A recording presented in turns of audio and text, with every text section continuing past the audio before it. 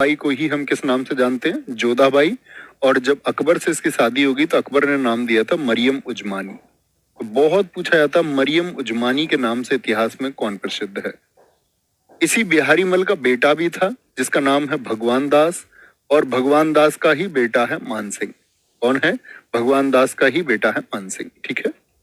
अब दरअसल में क्या हुआ कि ये लोग क्यों झुक गए? ऐसा नहीं था कि ये कमजोर लोग थे, ये काफी शक्तिशाली लोग थे, लेकिन फिर भी अकबर के आगे क्यों झुक गए? दरअसल में इनके परिवार में कलह हो गई, और इनके परिवार जन ही स्वयं ये चाहते थे कि जो आपका बिहारी मल है, जिनको हम राजा भारमल के नाम से भी जानते हैं, कि जैसा कि आप नाम देख रहे होंगे, कि राजा भारमल को तोड़ने की कोशिश की गई और उसके साम्राज्य को छिन मतलब कि बहुत कमजोर करने का प्रयास किया गया। ऐसे में जब उसके पास कोई उपाय नहीं बचा तो उसने अकबर की शरण ली। अकबर उस समय आपका अजमेर दर्शन के लिए एक बार जा रहा था, अजमेर शरीफ में, तब भारमल की मुलाकात हुई अकबर से। उन्होंने अकबर को सारी चीजें बताई और कहा कि मैं तुम्हारे मतलब कहने की बात है कि मैं तुम्हारे सामने संधि प्रस्ताव रखता हूँ और मैं तुमसे मिलना चाहता हूँ। ठीक है, ये बात उन्होंने की। बहुत बढ़िया सूरज यादव जी, थैंक यू। जोधाबाई की शादी अकबर से हुई और जो बिहारी मल था उसको 5,000 का मनसब बनाया गया। अब मुझे बताइए, यानी बिहारी मल को वेतन मिलेगा, धन मिलेगा राज्य की तरफ से, लेकिन कितने घोड़ों की सेवा देनी पड़ेगी? 5,000 तो मनसब, तो कितने अतिरिक्त घोड़े और रखने पड़ेंगे? मनसबदारी प्रथा में मैंने आपको बताया था कि मनसब का मतलब क्या होता है कि 5,000 घोड़े, तो अतिरिक्त 5,000 घोड़े और रखने होंगे। ठीक है। 7,000 का मनसब किसको बनाया? मानसिंह। यही है जो हल्दी घाटी में लड़ा, यही है जिसने सबसे पहले संधि प्रस्ताव भेजा था महाराणा प्रताप जी को। महाराणा प्रताप जी ने कह दिया था कि भाई तुम्हारे फूफा होंगे, हमारे नहीं है। ठीक है, आगे आएंगे। 1564 में इन्होंने गोंडवाना क्षेत्र को जीता। ठीक है, मध्य प्रदेश की तरफ गए, वहां पर आशफ खां जो अकबर की तरफ से नेतृत्व कर रहा था। पूछा जाता है अकबर ने जब गोंडवाना अभियान किया तो उस समय किसके हाथ में शासन था? रानी दुर्गावती। इन्हीं के पति संग्राम शाह की मौत हो गई थी और पुत्र बहुत छोटा था, वीर नारायण।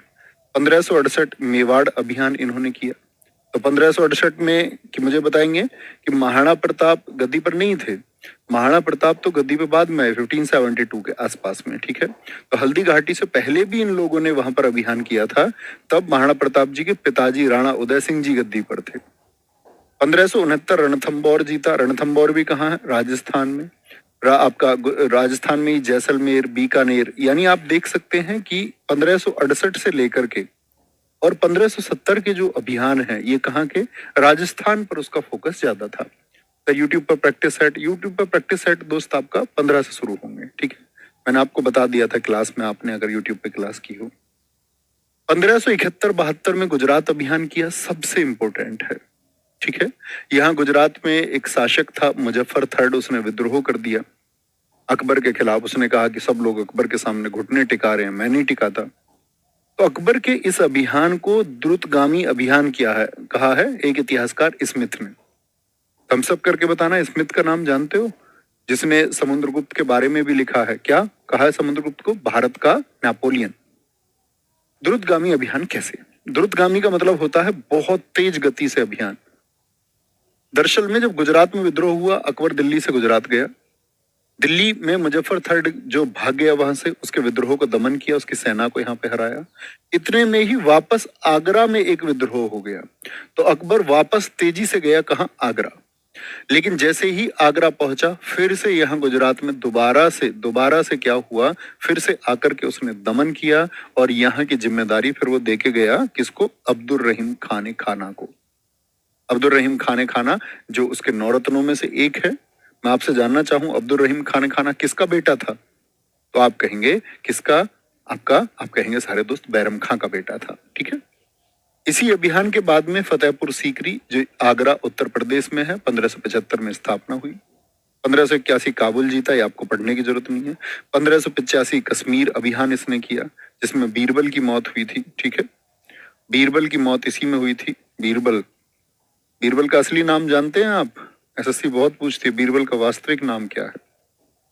1591 सिंध क्षेत्र जीता उसने। सिंध क्षेत्र का मतलब ये आज का जो वर्तमान पाकिस्तान है। ठीक है। सन 1600 में अहमदनगर और बीजापुर यानी कर्नाटक की तरफ गया। तो पूछे कि जब अकबर ने कर्नाटक अभियान किया तो शासक कौन थी वहां पर? चांद बीबी थी शासिका, जिसके पति थे अली आदिल शाह, मौत हो चुकी थी। अकबर का अंतिम विजय अभियान है असीरगढ़ पर। कहां पर? असीरगढ़ का अविजित किला था, ये अकबर का अंतिम अभियान है। ठीक है। अकबर के समय जो प्रांत थे वो थे 15, जिनको हम कहते हैं सूबे।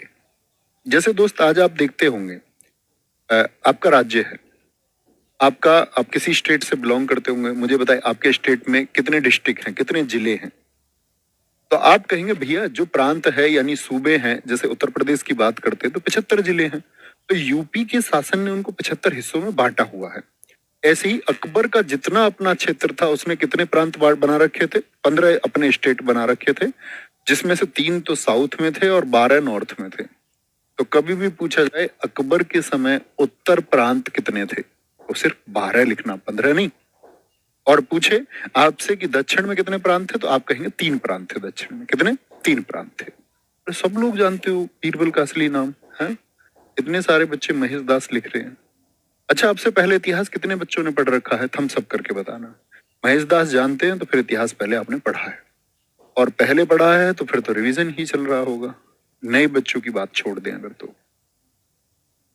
क्या बोलेंगे? अकबर के समय पर निर्माण कार्य कौन कौन से हुए? हुमायूं का मकबरा दिल्ली में, इसकी मरम्मत किसने करवाई? अकबर ने करवाई। हुमायूं के मकबरे को ही हम मुगलों की कब्रगाह कहते हैं। क्यों जी? द ग्रेवयार्ड ऑफ मुगल्स किस इमारत को कहा जाता है? हुमायूं का मकबरा दिल्ली। क्योंकि आप देखोगे मुगल परिवार के जो ज्यादातर लोग दफनाए गए वो कहां पर दफनाए गए हैं? वो हुमायूं के मकबरे में दफनाए गए। लगभग 250 महिलाओं से लेकर, बच्चों से लेकर के, दारा सिकोह जैसे शासक से लेकर के, बाद के शासकों से लेकर के ज्यादातर लोगों को कहां दफनाया गया है? वो दफनाया गया हुमायूं के मकबरे में। फतेहपुर सीकरी बताएंगे कहां पर है? यूपी में है। आगरा का किला यूपी में है, और ये सबसे पहली इमारतों में से एक है जो यूनेस्को की विश्व विरासत सूची में शामिल हुए थे। ठीक है। दीवाने आम और दीवाने खास, दीवाने आम और दीवाने खास फतेहपुर सीकरी। ठीक है। दीवाने आम और दीवाने खास इसने बनवाए। दरअसल में दीवाने आम क्या था कि ये आम जनों से वहां पर मिल सकता था, और दीवाने खास क्या था कि वहां पर ये स्पेशल कुछ सेलेक्टेड लोगों से मुलाकात करता था, यानी शाही परिवार के लोग रहे, अन्य राजा रहे, उसके लिए। ठीक है। कोई दिक्कत, कोई परेशानी? सर मैंने नहीं पढ़ा है, मैं पहली, हाँ कोई दिक्कत नहीं, आपकी तरह बहुत सारे बच्चे पहली बार पढ़ते हैं। बहुत सारे बच्चों के थम्स अप आए हैं जी, मैं पढ़ चुका हूँ आपसे। कोई नहीं, जो पहली बार पढ़ रहे हैं उनको उतना ही ध्यान, उतना ही फोकस, जैसे मैं हमेशा आपसे कहता हूँ कि जो आपको टीचर गाइड करते हैं, क्योंकि दोस्त आपकी सफलता में टीचर की सफलता जुड़ी हुई है। टीचर जैसे गाइड करे बिल्कुल ऐसे पढ़ना, तो सिलेक्शन आसानी से होगा। लेकिन आप अगर टीचर, मतलब ऐसा भी हो सकता है भाई टीचर आपकी क्यों चाहेगा कि आप असफल हो जाए कोई भी। तो जो टीचर गाइड करता है ना, आप ये पहचान लें कि टीचर सही है, और ये जो गाइड कर रहा है बस 100% वो बात फॉलो करनी है, फिर आपको सिलेक्शन आसानी से मिल जाएगा। और रही किसी भी बात को जानने और सीखने की, तो पूरा जीवन आपके पास है। आप बस सिर्फ अकबर को भी पढ़ें तो कई महीने तक पढ़ सकते हैं, इतना कुछ अकबर के बारे में जानने को है। ठीक है। लेकिन अच्छे स्टूडेंट की पहचान क्या होती है कि वो उस चीज को, कौन सा पार्ट, जैसे मैंने आपसे कहा मॉडर्न हिस्ट्री बहुत इंपॉर्टेंट पार्ट है आज एसएससी के लिए, या बात करें यूपी के स्टेट के एग्जाम्स के लिए, तो हमको उसको बहुत विशेष तौर से पढ़ना होगा। ठीक है। 1602 का बुलंद दरवाजा बनवाया। बुलंद दरवाजा इसने गुजरात विजय के उपलक्ष्य में बनवाया था। 1583 इलाहाबाद में एक किला बनवाया, आज इंडियन आर्मी का हेडक्वार्टर है, इंडियन आर्मी उसको इस्तेमाल करती है। ठीक है। पंचमहल बनवाया इसने, ये कहां पर है पंचमहल? आगरा, फतेहपुर सीकरी में। अकबर को दफनाया कहां गया? सिकंदरा में। ठीक है। आगरा में इसको दफनाया गया।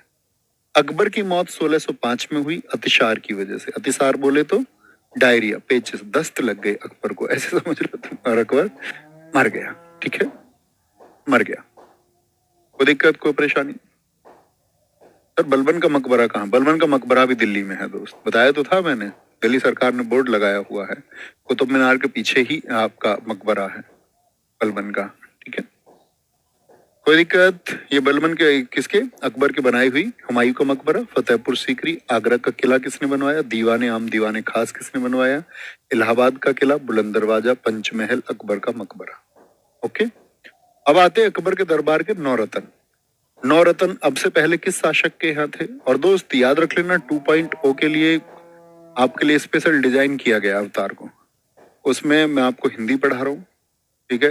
हिंदी लगभग 20 क्वेश्चन का, स्टैटिक जी के आप जीएस में 50% मान सकते हैं। आपसे पहले कहा गया था कि परीक्षा के सबसे नजदीक उसको पढ़ेंगे, पहले हिंदी को पढ़ेंगे फिर स्टैटिक जीके को पढ़ेंगे। 30 क्वेश्चन का पार्ट लगभग ये 2 सब्जेक्ट ही हैं।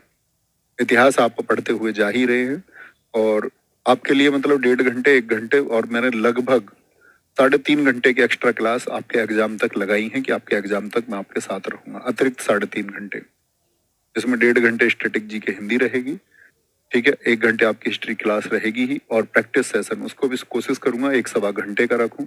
लेकिन जितना एफर्ट मैं आपके साथ लगाऊं आप उतनी तन्मयता के साथ पढ़ना। जो कंटेंट मैं आपको डिलीवर करूं दोस्त वो आपको बहुत अच्छे से रिवाइज करते रहना है, क्योंकि अध्यापक का काम है आपके पास समझाते हुए कंटेंट को भेजना।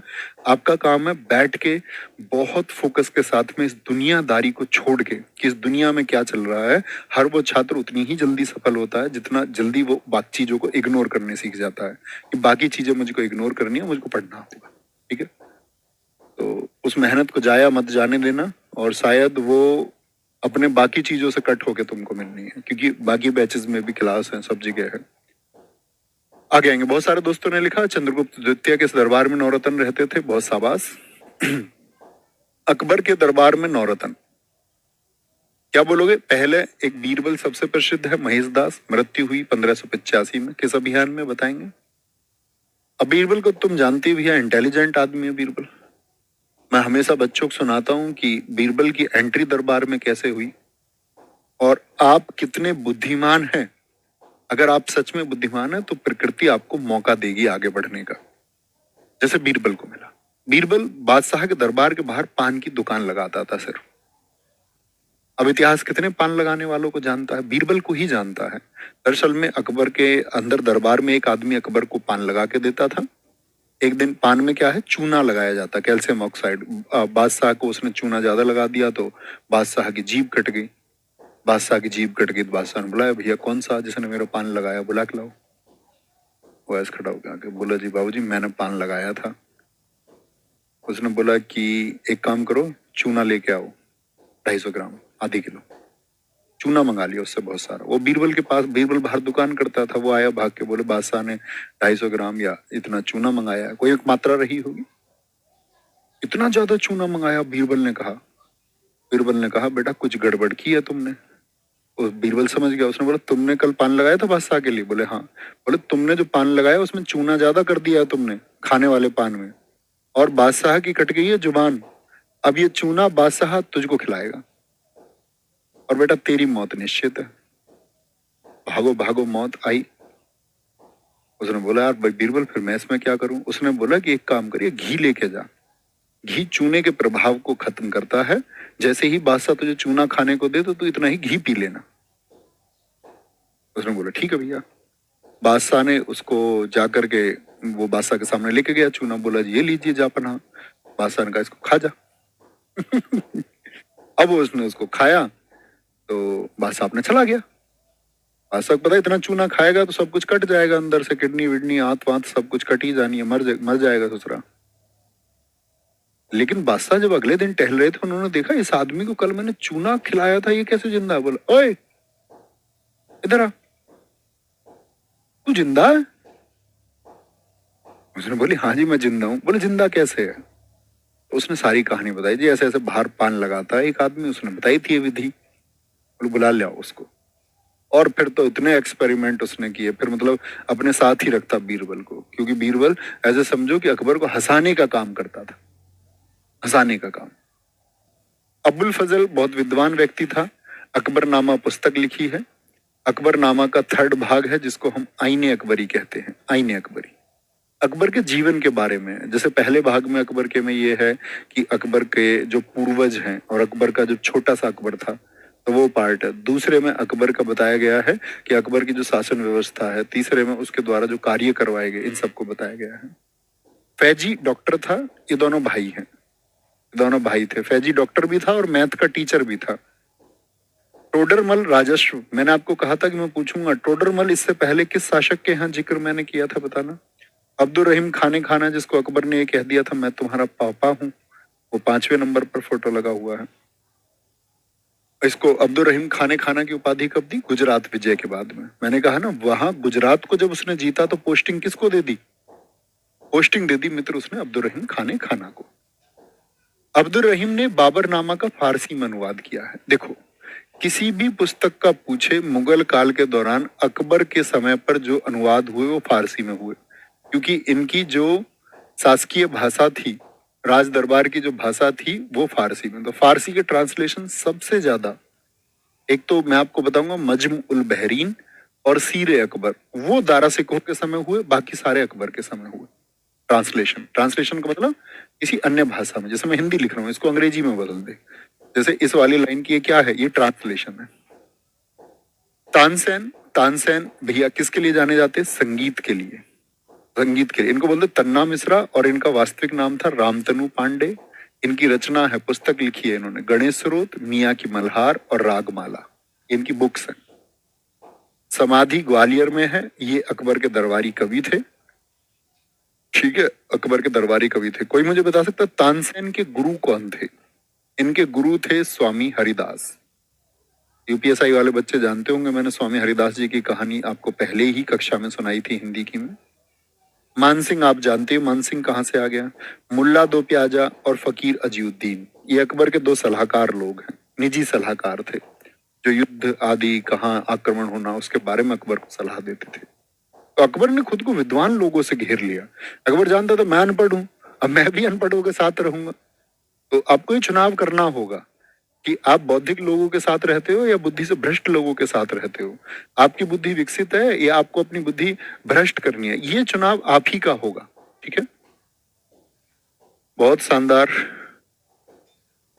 सर। आपके पढ़ाने का तरीका अच्छा है। आप स्टैटिक जीके भी पढ़ाते हो क्या? नहीं आ गया हो। महाभारत और रामायण फारसी में अनुवाद बदायूनी ने किए और उनको नाम दिया रजमनामा। ठीक है, ये अकबर के बारे में जनरल फैक्ट है। अकबर ने जगत गुरु कहा हरि विजय सूरी। किस समुदाय से थे? हिंदू की जैन? बताना जरा। योग गुरु की उपाधि जिनभद्र सूरी को दी, तो सूरी लोग कहाँ से थे? जैन समुदाय। सूर्य नमस्कार इन्होंने दस्तूर जी राणा से सीखा। इसके समकालीन कवि तुलसीदास जी थे, जिन्होंने क्या लिखी है, क्या लिखी है बताएंगे? रामचरितमानस। वो अकबर के टाइम पे लिखी गई है, जिस रामचरितमानस को आप पढ़ते हैं। तो हिस्ट्री पेपर में कितने क्वेश्चन आएंगे दोस्त? 1 से 2 क्वेश्चन, 2 क्वेश्चन मान के चलिए आप। अकबर अब्दुल नबी की चप्पलें अपने सिर पर उठाता था। एक मौलवी था अब्दुल नबी, उसकी चप्पलों को सिर पर रखता था। ठीक है, ठीक है, बड़ा मानता था इसको। अकबर को बेटा भी नहीं, बहुत दिनों तक शादी के बाद में पुत्र ही प्राप्त नहीं हुआ, तो वो वहां दरगाह पे जाता था। हाजी सलीम जिनको बोलते हैं, आगरा में जिनकी दरगाह है, लगातार जाता, नंगे पैर जाता, नंगे पैर जाता। तो कहते हैं फिर बाद में उनको पुत्र की प्राप्ति हुई। ठीक है, इसीलिए अकबर ने अपने बेटे का नाम सलीम रखा। यही है जहांगीर। तो अकबर के बाद में कौन आया? जहांगीर। 1605 से 27। 55 का नाम इसके का सलीम है। ये ना के बराबर पूछा जाने वाला टॉपिक है। माता इसकी कौन है? जोधाबाई। यानी माता जानते ना जोधाबाई कौन है? ये जोधाबाई कहाँ की थी? आमेर की थी। पिता का नाम अकबर है। जहांगीर के पुत्र हुए खुसरो, जिसकी माता का नाम क्या है? मानबाई। यानी मानबाई किसकी पत्नी है? तो आप कहोगे जहांगीर की पत्नी है। एक बेटा पैदा हुआ इसका खुर्रम, जिसको हम कहते हैं शाहजहां।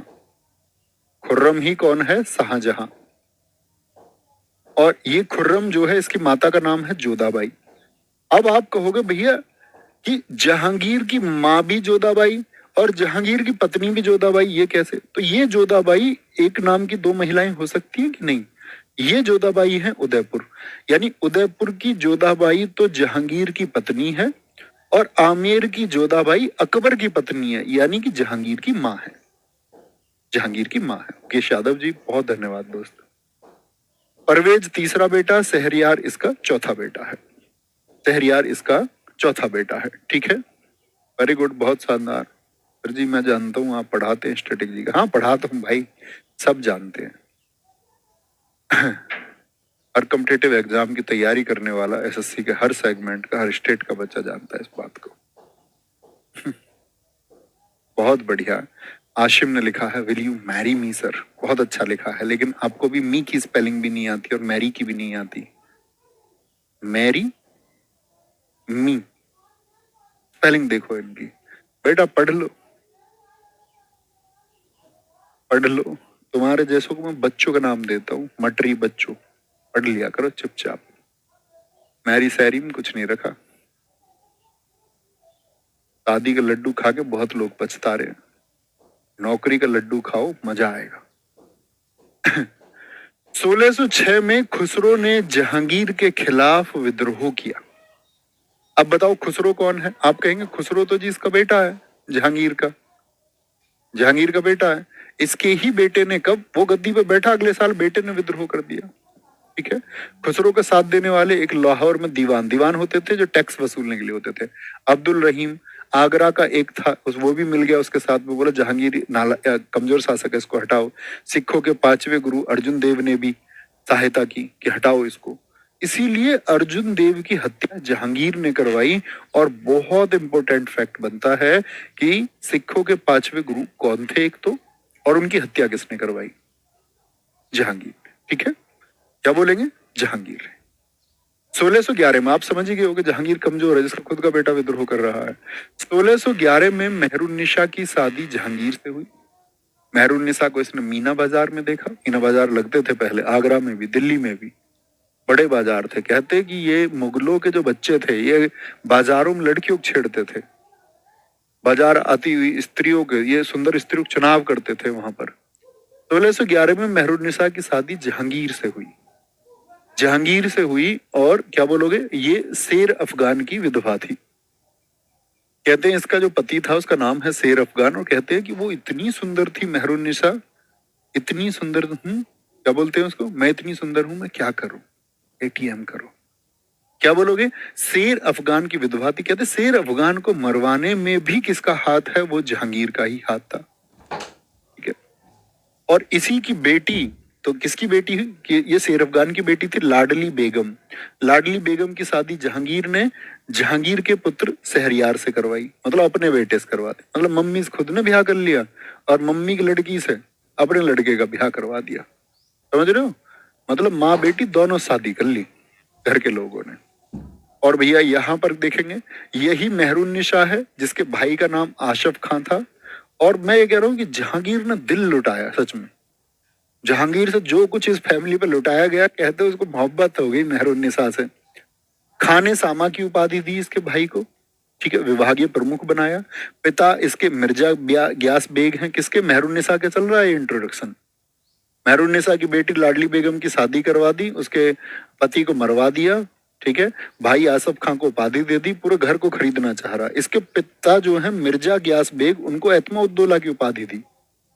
जहांगीर द्वारा उपाधि दी गई एतमा उद्दौला की। किसने? जहांगीर ने। किसको दिए? ये किसको दिए? मिर्जा ग्यास बेग को, उसके पापा को। है मेहरबान फैमिली पे या नहीं है? मिर्जा ग्यास बेग को। चलो जी, ये भी कह रहे ठीक दामाद मिला यार। एतमा उद्दौला का मकबरा बनवाया उसका। बताओ, एतमा उद्दौला मकबरा, राजाओं के मकबरे बनते थे। अपने ससुर का मकबरा बनवाया। किसने? ये दरअसल में किसने बनवाया? नूर जहां ने बनवाया। अब आप कहोगे नूर जहां कौन है? सॉरी, नूर हजा लिख दिया मैंने। नूर जहां, नूर जहां मेहरुन्निसा ही है। कभी आपसे पूछे नूर जहां कौन है? मेहरुन्निसा। इससे कौन कहता था इसको नूर जहां? इसको कहता था नूर जहां जहांगीर। नूर ए जहां, नूर माने रोशनी और पूरे जहान की। कह रहा तुम इतनी सुंदर हो, तुम क्या करो? उसने उससे बोला तुम इतनी सुंदर हो कि पूरे जहान की रोशनी एक तरफ और एक तरफ तुम सुंदर। हो गया पागल प्यार में या नहीं? चलोगे। वो एक पंक्ति सुनाता हूं मैं तुम्हें। मैं तुम्हें चांद तो कह दूं, मैं तुम्हें चांद तो कह दूं, लेकिन लोग तुम्हें पूरी रात देखे ये मुझे गवारा नहीं है। लेकिन ये भाई साहब कह रहे हैं इसको। सफेद संगमरमर से बनी पहली इमारत है ये। आप कहेंगे भैया ताजमहल, ताजमहल तो शाहजहां के टाइम पे बना। तो आपसे पूछे कि पहली ऐसी कौन सी इमारत है जो जिसमें व्हाइट मार्बल लगा था? इसमें पित्रादुरा शैली, ये बहुत इंपॉर्टेंट है, इसको आजकल बहुत पूछा जाता है। पित्रादुरा क्या होता है? जो सफेद पत्थर होता है, मार्बल, मार्बल पर नक्काशी करना। इसकी दीवारों को अगर आप ध्यान से देखोगे तो इसकी दीवारों पर कुछ सजावटें की गई हैं, कुछ डिजाइन बनाए गए, वो डिजाइन ही पित्रादुरा शैली बोलते हैं। इसी को हम बेबी ताज भी कहते हैं, ताजमहल का बच्चा। क्या बोलोगे? इसी को हम बेबी ताज भी कहते हैं। बेबी ताज। ओके, इसी को हम बेबी ताज भी कहते हैं। नेक्स्ट है, मेहरुन्निसा की माता का नाम असमत बेगम है। यही है जिसने गुलाब से इत्र की विधि का आविष्कार किया। ठीक है, ऐसा नहीं था, इत्र पहले से था। अरबियों ने इत्र पहले से लाए, पृथ्वीराज चौहान जी के टाइम पे भी इत्र था, लेकिन यहाँ पर इस गुलाब से इत्र पूरी फैमिली कुछ ना कुछ कर रही है। और असमत बेगम को नूरे जहां की उपाधि, वो असमत बेगम को नहीं है, मेहरुन्निसा को नूरे जहां की उपाधि जहांगीर ने दी। सलीम को न्याय की जंजीर के लिए जाना जाता है। इसने न्याय की जंजीर लगवाई थी आगरा में, कि किसी को अगर किसी के साथ जस्टिस नहीं हो रहा है तो वो उस जंजीर को बजा दे। सोने की एक जंजीर लगवाई। ऐसे ही मैंने आपको बताया था न्याय का घंटा। विनय चौधरी जी कह रहे सर ये तो अतिशयोक्ति अलंकार की बात कर दी आपका जहांगीर ने। बिल्कुल जी। न्याय के घंटा बताएंगे। इस जंजीर में 60 घंटियां थी, आगरा में है। जहांगीर ने ही अंग्रेजों को व्यापार के लिए दस्तावेज दिया। जहांगीर के समय आने वाले अंग्रेज कौन कौन हैं। और जब हम आधुनिक भारत की शुरुआत करेंगे 6 तारीख से, तो वहां पर मैं आपको बताऊंगा यूरोपीय कंपनियों का आगमन। भारत में यूरोपीय आए कैसे कैसे थे, किस क्रम में आए, कौन कौन आया, क्या क्या प्रश्न पूछे जाते हैं।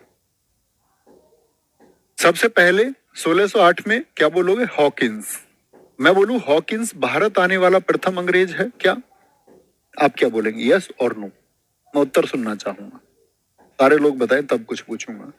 1608 में हॉकिंस, ये अंग्रेज का मतलब है, अंग्रेज का मतलब कहां से आया था, ये ब्रिटेन से आया था। और ये लोग किसके लिए आए थे, व्यापार के लिए। क्योंकि सन 1600 में क्या हो गया था, मैं आपसे पूछूं ईस्ट इंडिया कंपनी कब बनी थी, आप कहोगे 1600 में बनी थी।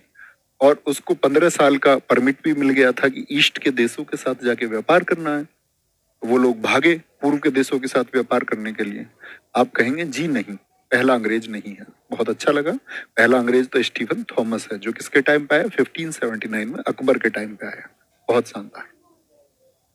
इसको जहांगीर ने इंग्लिश खान की उपाधि दी, 400 का मनसब भी बनाया, यानी 800 घोड़ों की सेवाएं इसको भी मिली। हॉकिंस जब आया ना, देखो हॉकिंस कितना चालू है, अंग्रेज आदमी, और अकबर के दरबार में आके, अकबर के दरबार में आके उससे उर्दू में बात की इसने। अकबर का मुंह फटा फटा रह गया, सॉरी जहांगीर का। जहांगीर ने बोले अरे ये कैसा अंग्रेज है, उर्दू बोल रहा है। उसको देखता रह गया। तब उसने कहा था ये तो ऐसा अंग्रेज है जो खान साहब जैसा है। तो उसको इंग्लिश खान कह दिया, इंग्लिश खान।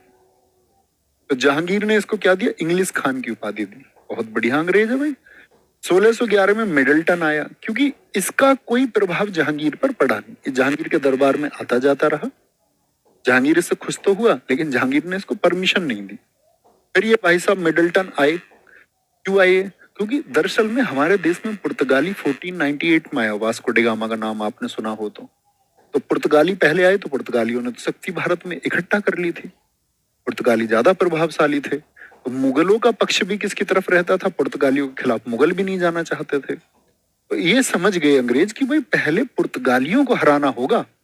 और मैं बताऊंगा आपको आधुनिक भारत में कि पुर्तगालियों को इन्होंने स्वाली के युद्ध में हराया।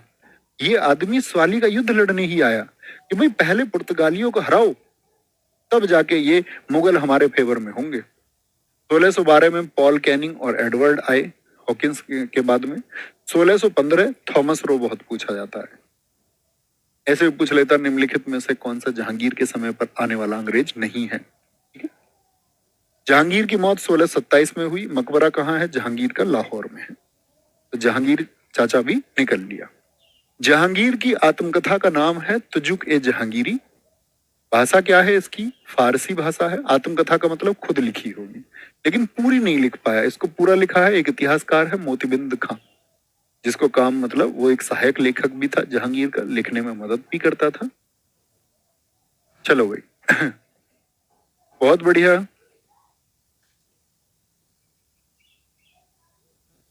सर आप पढ़ा रहे हैं तो हमें ऐसे लग रहा है कि हमें सब कुछ याद है। हाँ आप पहले पढ़ते तो रिवीजन होगा तो याद होगा ही।